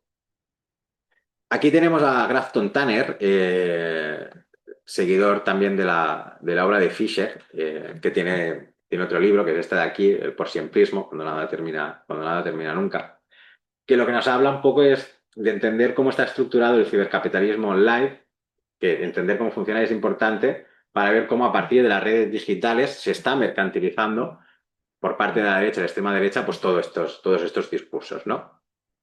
Entonces aquí tenemos una cita de Tanner que nos dice, el renacimiento de la nostalgia como un arma política no fue accidental, ¿no? Entonces hay una instrumentalización de la nostalgia en Internet. Dice, lo trajo al mundo un puñado de poderosas figuras influyentes que, en disimulo, se encargaron de que el presente pareciera algo irremediablemente perdido y adjudicaron el crimen a un grupo específico de personas, ¿no? Es como lo que nos contaba Álvaro, el chivo expiatorio. La culpa de que el presente vaya mal no es de que el sistema capitalista esté en crisis, esté fatal y esté tornando cada vez más autoritario, más fascista o más ciberfascista. No, no, la culpa es de lo woke, del movimiento LGTBI, de las personas migrantes, etcétera, etcétera. Ese es el verdadero problema, no que la cultura y la producción cultural esté mal hecha o esté mal construida o esté construida desde unos parámetros pues, patriarcales y capitalistas. No, no, eso está bien. Entonces, incluso los valores patriarcales anteriores son mucho mejor lo que nos acaban diciendo todas estas personas, ¿no? Entonces dice, Donald Trump, claro, el libro de 2024 ya ha analizado todo esto, ¿no? Pero Donald Trump era apenas uno de esos influyentes. Durante su mandato acusó de debilitar el poder de los estadounidenses blancos e inmigrantes, ¿no? Lo que nos contaba Álvaro de estos blancos enfadados, etcétera, etcétera, a las personas, o sea, estadounidenses blancos, a los inmigrantes, a las personas LGTBI, a las personas de color y a todo el Partido Demócrata. Es como, no, no, el capitalismo funciona y el sistema funciona, pero lo que está haciendo que se degrade no es pues los problemas ecológicos, las crisis ecológicas, etcétera, etcétera, sino pues que haya inmigrantes, personas LGTBI, personas de color, que exista un partido demócrata, busca excusas para no entender que el gran problema, en el fondo, es el sistema capitalista. Entonces dice, según Trump, los hombres blancos en particular lo habían perdido todo, sus trabajos, sus tradiciones, sus legados y tal vez lo peor, su historia. Y él prometía devolver a aquellos que les habían quitado, ¿no? Y esto hace poco, no lo tengo y me ha venido a la cabeza, también tiene detrás un discurso muy genético, ¿no? Y hace poco salió un anuncio en Estados Unidos que jugaba con la palabra genes en inglés y jeans en vaqueros, ¿no? Salía pues una mujer rubia, ojos azules, prototipo de mujer ideal americana, etcétera, etcétera, y jugaban con la idea de I got jeans, ¿no? Tengo buenos genes, estos son los buenos genes, pero estaba hablando de jeans en inglés, de vaqueros, porque estaba anunciando, era un anuncio de Levi's. Entonces, nos damos cuenta incluso cómo la producción cultural dentro del mundo de la publicidad juega con toda esta nostalgia, la busca mercantilizar para vender unos vaqueros, incluso está diciendo, jugando con esta doble retórica de, no, no, si lo que, no lo que importa no son los vaqueros, sino son los genes americanos. ¿No? De cómo todo esto lo estamos perdiendo, nuestra identidad blanca, nuestra identidad americana la estamos perdiendo, nuestras culturas las estamos perdiendo porque estamos dejando que lo intercultural se favorezca, se vaya y todo eso le echan la culpa a el sistema, las periferias, las identidades, el género, el feminismo, etc. ¿No? La culpa de que perdamos todo esto es de estas personas. Entonces nos da un poco la idea de todo lo que Álvaro nos ha estado explicando. Y claro, él, el Gaston Tanner, en su libro, de El porsiempismo, nos habla de esta mercantilización de la nostalgia en 4 puntos, ¿no? Cómo a día de hoy todo esto se coge, se mercantiliza en Internet, se mete dentro de los cursos de Internet y nos lleva a, pues, todo lo que Álvaro nos ha estado explicando, ¿no? Primero, lo que Gaston Tanner nos dice es que se siembra la semilla nostálgica para sacar rédito de la emoción o deseo del pasado perdido, ¿no? Es decir, los valores patriarcales, heteronormativos y tradicionales. Es como, estamos perdiendo esto, estamos perdiendo aquello que nos hizo grandes, ¿no? Por eso Trump tiene el lema de volver a hacer América grande. Vamos a hacer América grande otra vez, que incluso Vox a día de hoy aquí en España también está copiando un poco todo esto, se pone en valor que la España de los 80 era mucho mejor que la España de los 2025, ¿no? Y si te paseas por el Raval, yo creo que el Raval de los 80 pues no era mucho mejor, era bastante peor que el Raval del 2025 que tenemos ahora, ¿no? Entonces, juegan con esto, estamos perdiendo aquello que nos hizo grandes, estamos perdiendo nuestros valores, estamos dejando que lo woke, el feminismo, etcétera, etcétera, pues haga que perdamos aquello que nos hizo, ¿no? ¿Pero qué es aquello? Pues es su ideal, es su construcción ideológica y teórica. El segundo punto es restaurar la utopía perdida, o lo que ellos llaman la retroutopía. O sea, que restaurar todo esto requiere un esfuerzo, productividad y consumo. Hay una lógica también capitalista detrás de todo esto, ¿no? Si uno logra convencer al público de que trabaje para alcanzar su deseo nostálgico, entonces quizás este trabajo pueda mercantilizarse. ¿Y qué ocurre? Un tío blanco hetero, Roma Gallardo, Jordi Wild, el otro que ha dicho algo también, que no me acuerdo del nombre, están sacando rentabilidad económica de promover estos discursos por redes sociales. Incluso muchos o algunos pueden llegar a tener financiamiento de diferentes partidos, de diferentes empresas, porque los que hacen de discursos Jim Bro, pues te acabarán vendiendo dentro de su propio canal proteínas, etcétera, etcétera. Entonces hay una mercantilización y se ve que eso puede ser un producto, ¿no? En el fondo, lo que Internet está ofreciendo ahí es un producto cultural que tú tienes que consumir que va dirigido a un objetivo concreto, que es este sujeto blanco del que hablaba Álvaro. Y esto el capitalismo lo ve y dice, pues a lo mejor hay que favorecer estos discursos más, ¿no? El algoritmo, una cosa que comentaba también Álvaro, es la idea de, bueno, tú puedes empezar a ver el algoritmo no diferencia si tú estás haciendo una crítica al capitalismo y al ciberfascismo o estás promoviendo ese discurso. Pero tú empiezas a ver un vídeo sobre física y a los 3 vídeos ya estás viendo otro vídeo sobre la Tierra es plana, te están engañando y hazte gimbro y métete en criptomonedas. El algoritmo ya te lleva allí porque el algoritmo está pensado para favorecer ese tipo de discursos. El tercer punto del que nos habla Gaston Tanner es que restaurar el pasado no es para nada suficiente. Tiene que haber garantías de que éste puede persistir en el futuro, ¿no? Es decir, restaurar el pasado implica seguir afianzando el realismo capitalista y esta idea del capitalismo ciencia ficción, del que también de que os hablaba Álvaro, que ya no es únicamente que todo el mundo y toda la realidad de la que vivimos es una ficción, sino que el capitalismo se apodera del futuro, de lo que pueda ser el mundo, porque te va a decir, es que el mundo que viene va a ser peor si seguimos dentro de las lógicas y dejando que que el feminismo, que lo woke llegue a todos los sitios. No, no, paremos esto porque ese futuro va a ser peor y por lo tanto hay que restaurar esta retroutopía. Y por último, nos dice que más allá del trabajo necesario para impulsar una campaña nostálgica, se encuentra el trabajo de compartir con otros estos temas de debate en redes sociales. El posteo sin fin de memes políticos, el propio hecho de mirar los programas de noticias y leer artículos de opinión que lamentan las causas perdidas que el candidato promete restaurar. Canal por excelencia en España que maneja todo esto, Horizonte. ¿Vale? Si veis un día Horizonte, estos 4 puntos los vais a encontrar. Y luego si miráis cuentas de Instagram o redes sociales donde está promoviéndose todo esto, estos 4 puntos se van a cumplir. Es más, un tío blanco hetero, Roma Gallardo, otro tipo llamado Roberto Vaquero, están en estos programas y están hablando constantemente de España está cayendo en defendiendo el Islam y por lo tanto esto es malo porque no se van a adaptar a nuestra cultura. Ahora hablan incluso de la idea de, bueno, pues todo lo que es latinoamericano es más propenso a nuestra cultura porque hablan en español, comparten los ciertos valores del cristianismo, de la socialdemocracia, pero en cambio los otros, ¿qué van a saber si no hablan en nuestra lengua? ¿No? Entonces nos damos cuenta de cómo todo este discurso en lo digital o incluso en la televisión también se está moviendo. Pero bueno, esto era un pie para que pudiera Álvaro explicaros todo lo demás, que ya lo ha explicado, lo ha hecho muy bien. Y por último, en los 10 minutos que me quedan, vamos a hablar de la instrumentalización de la cibernética para la muerte, ¿no? Con casos realmente reales. Lo que estáis viendo a mano derecha es un dron, pero es un dron peculiar. Luego veremos para qué sirve este dron. Esto se engloba dentro de una campaña que son la llamada Stop Killer Robots, los robots asesinos, la automatización de la guerra, la inteligencia artificial aplicada para la guerra. Y hay una frase, no recuerdo quién la dijo, que es muy interesante, que es como, la batalla por las armas nucleares ya la hemos perdido. Todo Estado ha generado su arma nuclear y se está impidiendo que algunos la generen, pues se acabará generando.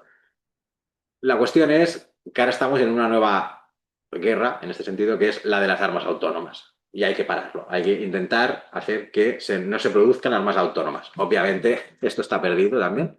Y el Estado que más invierte en este tipo de desarrollos es el Estado de Israel.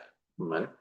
Entonces, aquí tenemos que Israel ha aplicado, y esto se ha demostrado y se ha visto, aunque no haya salido por las noticias, ha aplicado la inteligencia artificial para perpetuar su guerra y su genocidio contra el pueblo palestino. Pero como os digo, no es únicamente Israel, aunque sea todas las empresas que vamos a ver son de origen israelí. Pero no es únicamente Israel quien fomenta el uso y comercialización de estos killer robots, sino que Rusia y Estados Unidos también son cómplices de la automatización de la guerra. Y seguramente habéis oído hablar de que ahora Europa lo que tiene que construir es un muro antidrones, ¿no? Porque la Rusia está invadiendo terreno europeo, terreno de la OTAN, con drones, etcétera, etcétera. Os abro un paréntesis, la mejor forma actualmente de luchar contra los drones, y no es broma, es con cetrería, con águilas, entrenar águilas para que cacen drones. Porque no vas a gastar un misil para derribar un dron, ¿no? Entonces, hay herramientas más, técnicas más animales, por llamarlo de alguna manera, no me sale el nombre, más clásicas para poder derrotar esto, ¿no? Entonces nos dice que lo que hace todo esto es como deshumanizar aún más la guerra, porque ya no estás en el campo de batalla. Es como yo podía estar aquí, pulso un botón, lanzo el dron y ya está. No estoy ni en el campo de batalla, ¿no? Entonces, la Primera Guerra Mundial fue una guerra de trincheras. Estaba la gente en el campo de batalla, incluso antes, la gente se mataba cara a cara, ¿no? Luego ya, Segunda Guerra Mundial, ya tenemos aviación, ya tenemos tanques. Es una guerra muy dura, hay conflicto bélico enfrentado, pero una de las grandes sorpresas cuando empezó la guerra contra Ucrania fue que se hizo a la antigua, ¿no? Aunque sí que hay una guerra cibernética, una guerra detrás. Pero bueno, aquí tenéis dos expresiones, que si no, no me va a dar tiempo, que muchas de estas armas, esto nos lo dice Anthony Lowenstein en un artículo que se llama El Laboratorio Palestino, es que todos estos productos están vendiéndose bajo la idea de han sido probados en combate en Palestina sobre los palestinos. ¿Vale? O sea, lleguemos a esta idea de que todo esto se ha puesto en práctica en el genocidio contra el territorio palestino y se hace alarde de que estas tecnologías funcionan bajo estas ideas. Otro periodista israelí, Yuval Abram, en un artículo que se llama Un algoritmo ya asesina en Gaza, nos habla de que hay un algoritmo que procesa y cruza datos sobre la población gazatí proporcionados por la vigilancia digital y las redes sociales, designa los objetivos y marca el margen de víctimas colaterales admisibles. Apenas hay intervención humana, que no suele superar los 20 segundos de confirmación rutinaria por cada diana. ¿Vale? Nos tenemos que entender también que estamos dentro de un lenguaje completamente cibernético, completamente deshumanizado, y donde ahora mismo no es ni un ser humano quien decide quién muere, sino que es un algoritmo en relación con redes sociales y con sistemas de videovigilancia. O sea, ahí todo lo que hablábamos hace 2 días de la jaula digital, pues es la jaula digital instrumentalizada para la muerte. Pero sin alargarme mucho, aquí tenéis un poco las inteligencias artificiales y las herramientas que se han utilizado en el genocidio, ¿no? Una de ellas, me hace mucha gracia, el nombre es Evangelio. Le han puesto este nombre, son así de inteligentes. Es la inteligencia artificial que produce objetivos en serie en tiempo real. O sea, lo que os comentaba antes de este algoritmo que procesa y cruza datos, vale, pues es el Evangelio junto con Edge 360, que es otro software de vigilancia digital desarrollado por Action Vision e instalado en los vehículos militares desplegados en Gaza, ¿no? Que nos dice que estos softwares identifican las recomendaciones automatizadas para producir objetivos. Ya no hay o sea, ya no es ni deshumanización, es directamente objetivos producidos de forma automática. Es como es la máquina quien decide quién vive y quién muere en estos sistemas, ¿no? Entonces nos dice que junto a estas tecnologías, Asio Technology, que es otra empresa israelí fabricante de sistemas de posicionamiento geoespacial, está implementando por primera vez su tecnología en esta guerra.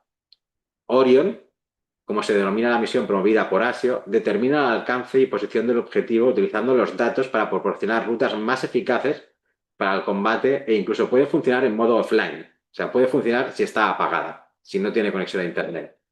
Nos damos cuenta de cómo toda esta cibernética, todo este potencial que Laboria, Cubonix, etcétera, nos hablaban de que puede utilizarse y reconfigurarse para un montón de cosas dentro de unas lógicas capitalistas, se está utilizando para la automatización de la guerra, la deshumanización de todo un pueblo y simplemente con intervención humana de 20 segundos, que será aceptar un botón y se acabó.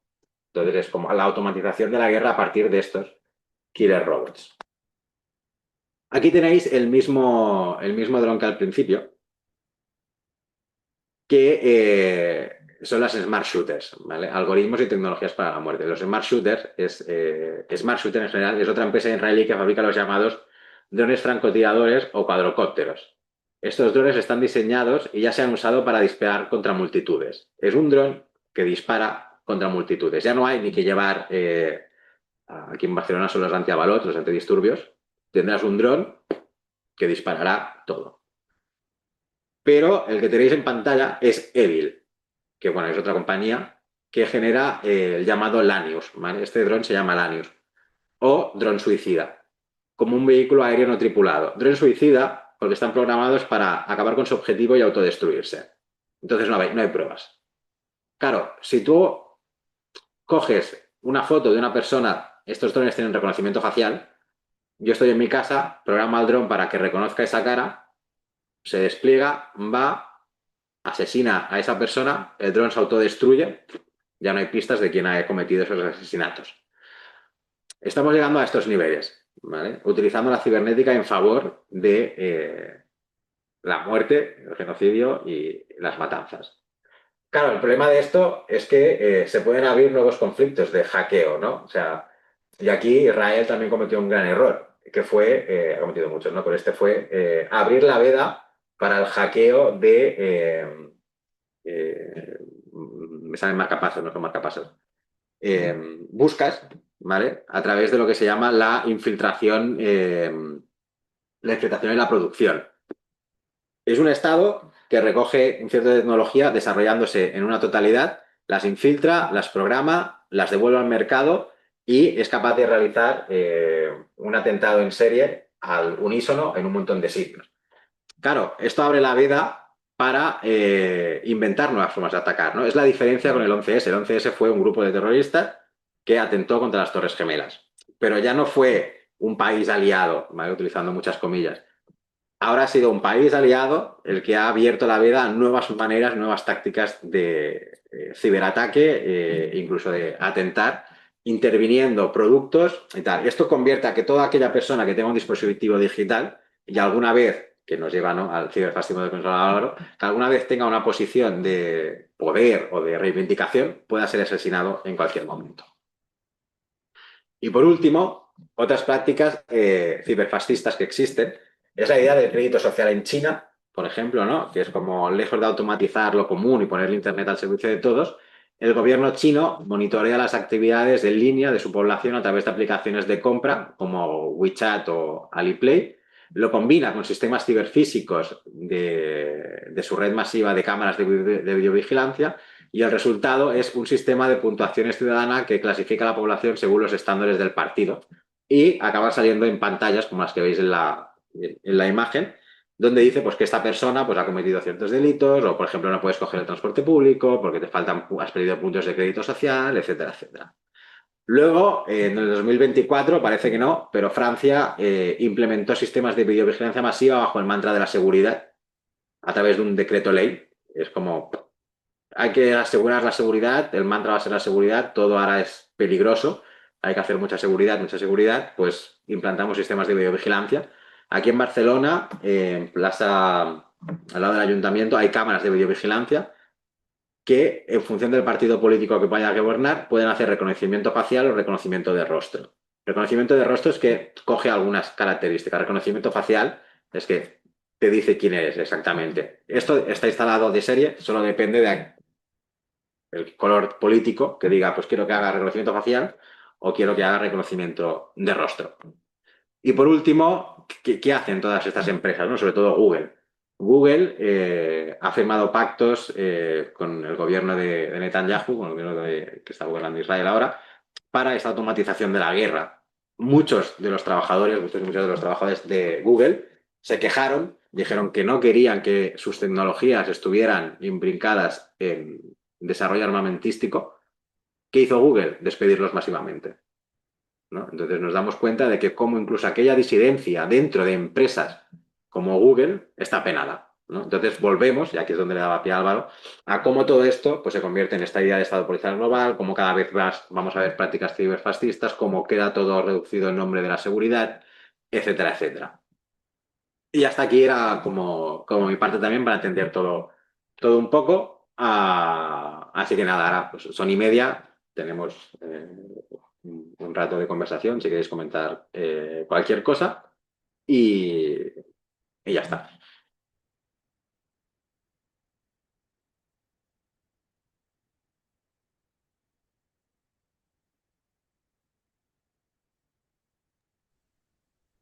Bueno, es que estas sesiones te quedas un poquito en un estado de shock, ¿no? Cuando, después de oíros, tanto a ti como a tu compañero. No sé, a mí me gustaría saber vuestra opinión sobre el mundo asociativo, frente, o sea, volviendo a lo que decía Álvaro, ¿eh? Eh, Porque parecía bueno, que se infiltraban, ¿no? Que la policía, que el capitalismo, ¿no? Se infiltraba, que en el fondo, yo que me dedico al mundo social, ¿no? Veo como el capitalismo, o sea, el modo de razonar capitalista se ha infiltrado en las incluso en los propios trabajadores, ¿no? De los movimientos sociales, o sea, de las personas que trabajan para el bien social, ¿no? O sea, el concepto de gratuidad que existía en los años 80, ¿no? Los que provenimos de aquella cultura, ¿no? De aquella época, que hemos trabajado, trabajamos y trabajaremos bueno, pues por un bien social, por una causa ética, por una filantropía. Esto hoy en día, en las generaciones más jóvenes, es muy complicado encontrarlo. ¿Por qué? Porque el capitalismo, ¿no? ha colonizado sus mentes, ¿no? Entonces, si no hay dinero, ya no se hace. Si no me pagan, yo ya no puedo trabajar más allá de las 5 de la tarde, ¿no?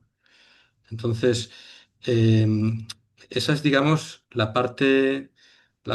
la parte negativa que yo veo en los movimientos sociales, pero sí que veo eh, los movimientos de ayuda social, ¿eh? Estoy hablando no de movimientos sociales, sino de estructuras y organizaciones que ayudan a las personas. Pero sí que creo que hay movimientos asociativos que pueden ser esos espacios de encuentro, ¿no? De, no solo materialmente o presencialmente, sino también incluso eh, digitalmente, aunque cada día creo que, bueno, que lo digital en según qué personas de una cierta ideología de izquierdas cada día tiene menos adeptos, me parece, ¿eh? Por lo que yo voy captando, pues bueno, que creo que podrían ser espacios, los espacios asociativos donde no hubiera dinero, que sería un buen ejemplo de anticapitalismo, ¿no? El hecho de renunciar a tener dinero, ¿no? Eh, bueno, podría ser también un espacio donde pudieran surgir ideas, ¿no? Pudieran surgir ideas y surgir sinergias entre las personas que pudieran llevar a otro tipo de reflexiones y a otro tipo de modelos sociales. Mm. Sí, sí, aquí estoy de acuerdo contigo, en tanto que, pero hoy lo comentaba en clase, vivimos en un sistema de recompensas y todo lo que tengo que hacer tiene que obtenerse una recompensa, no hay una gratuidad, obviamente. Claro, el tema del dinero, si realmente hubiera un acceso a los sistemas bueno, a los sistemas públicos sin la necesidad de tener que vender tu fuerza de trabajo o tener la seguridad y la vivienda garantizada, que hoy se podría conseguir con tecnología, pues los espacios para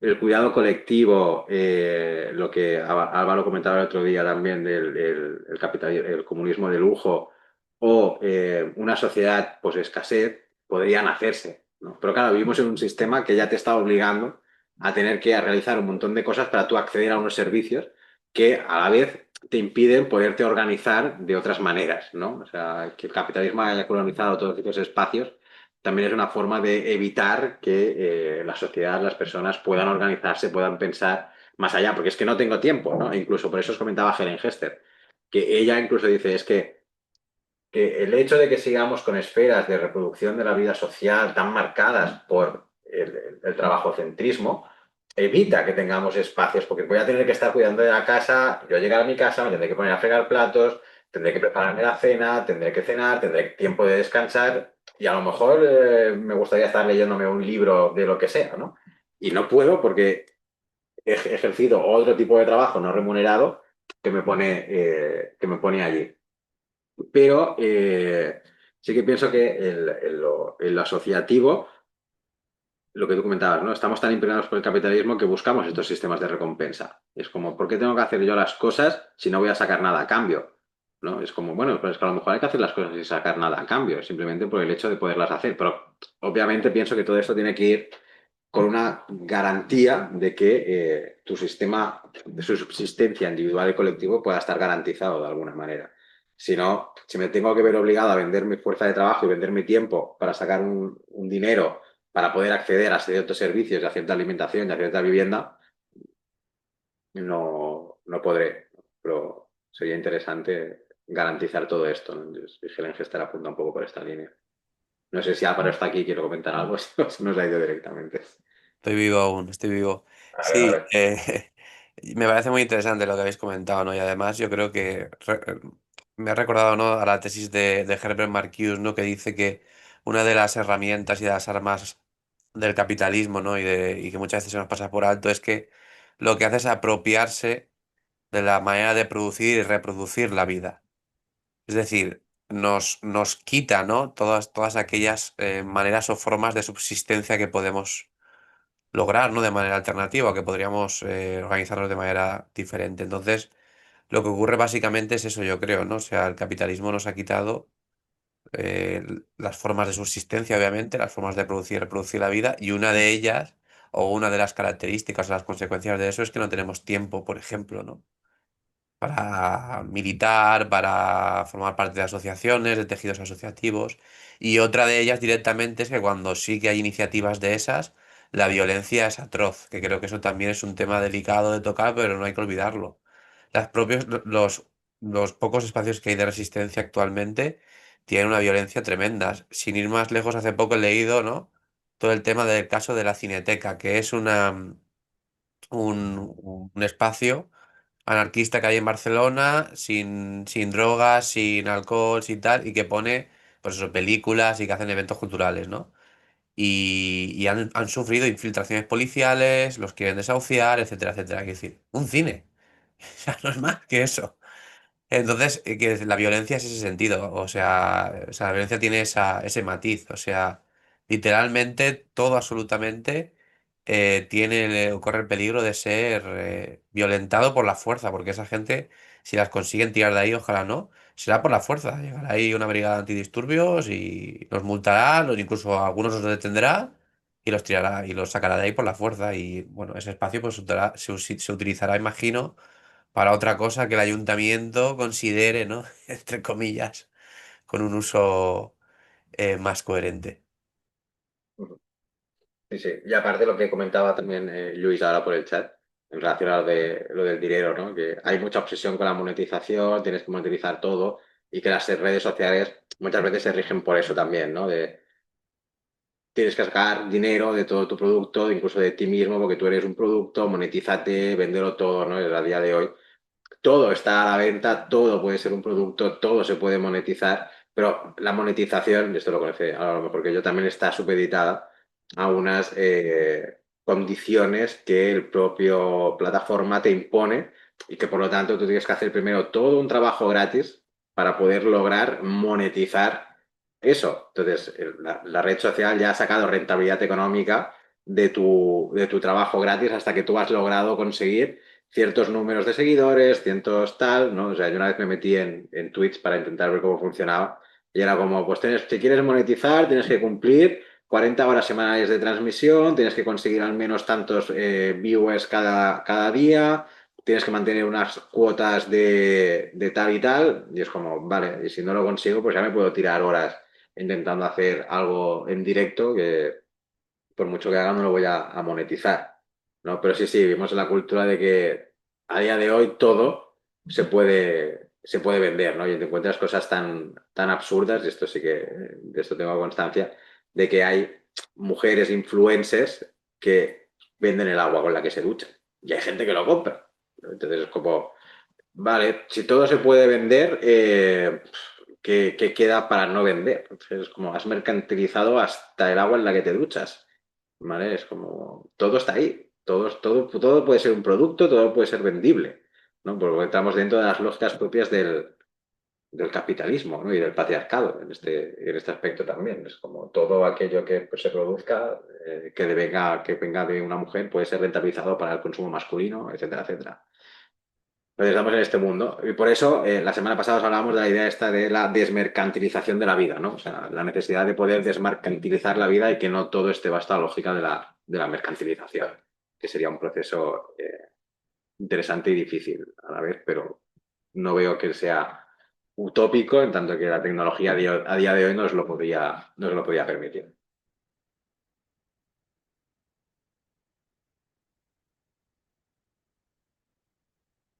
Y si nadie tiene nada más que decir, pues lo dejaremos aquí.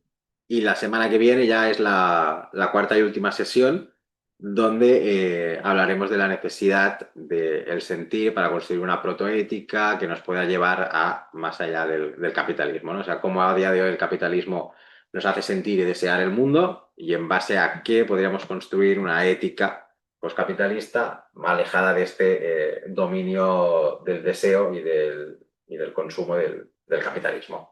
¿Vale? Así que nada, pues gracias por haber asistido digitalmente y nos vemos la semana que viene.